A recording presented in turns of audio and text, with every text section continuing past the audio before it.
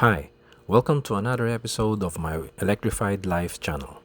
Today I will be replacing the battery of the key fob of my VF5. For many days na ngayon, sa instrument panel ko, lumalabas dun yung sign ng low battery ng key fob. So I finally decided to change it. Medyo tricky lang ang pagpalit ng battery nito. Hindi katulad ng mga ibang key fob na napalitan ko. Medyo tricky ang key fob ng VF5. So kindly watch carefully.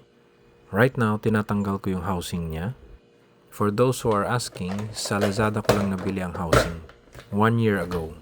Ngayon ko lang siya mabubuksan. I think we will need the help of some tools.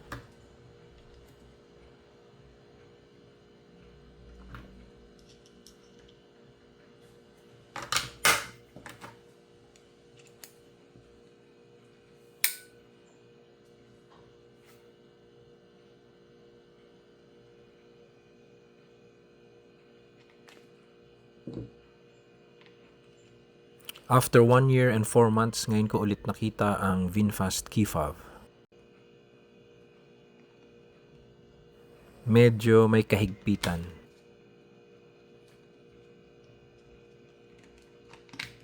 Ayan, finally nailabas na natin siya. By the way, kung mapapansin nyo, I used a white paper towel para makita natin yung spring kung sakasakaling tatalsik yung spring galing sa loob. Yan ang pagkakaiba niya sa ibang key fob. Meron siyang spring. Okay, now, ang una nating gagawin ay tatanggalin natin ang susi. Removal of the physical key. As you press the small button, kailangan mong dukutin yung susi.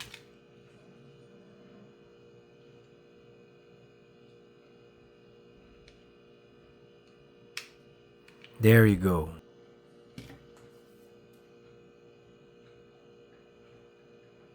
Ito ang physical key ni VF5.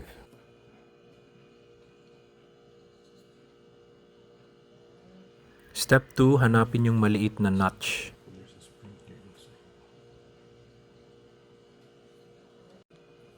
Sa ibang key fob ng ibang sasakyan, yung physical key mismo ang pinangbubukas. Pero dito sa key fob ng VF5, hindi pwede.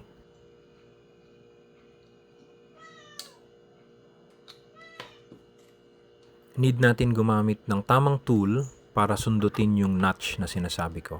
Maliit lang siya.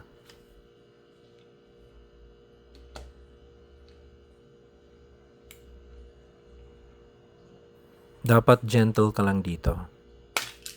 Step 3, ngayon nabukas na siya, dahan-dahan mong alisin ang takip. Ayan, para hindi tumalsik yung spring. Ayan yung spring.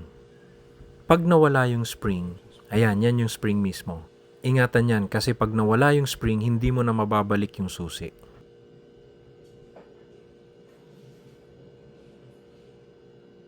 Pinindot ko yung lock button, hindi na tumunog yung BF5 ko. Step 4, sa bandang portion ng unlock button, dukutin nyo lang ng dahan-dahan. Ayan, pwede mo na siyang tanggalin. This will now expose the battery. So, papalitan na natin yung battery. Always remember to put the battery back with the rough side facing you. Clip type lang siya. Yung una mong in-unclip, siya yung mahuhuli.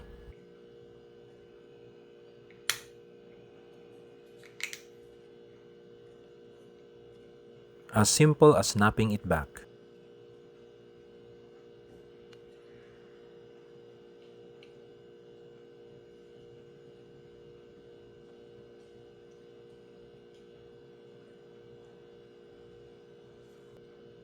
Sa pagbalik ng cover, ingatan wag matanggal yung spring.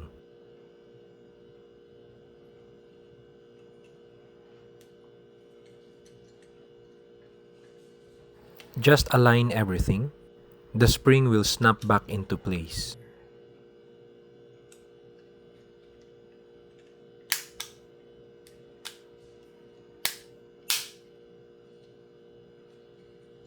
There you go.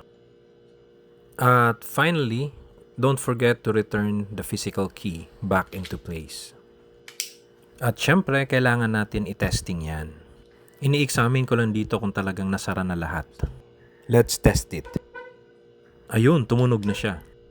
So I hope makakatulong itong videong ito sa current VF5 owners as well as the future owners. I forgot to show you the battery. It's a single battery, CR2032.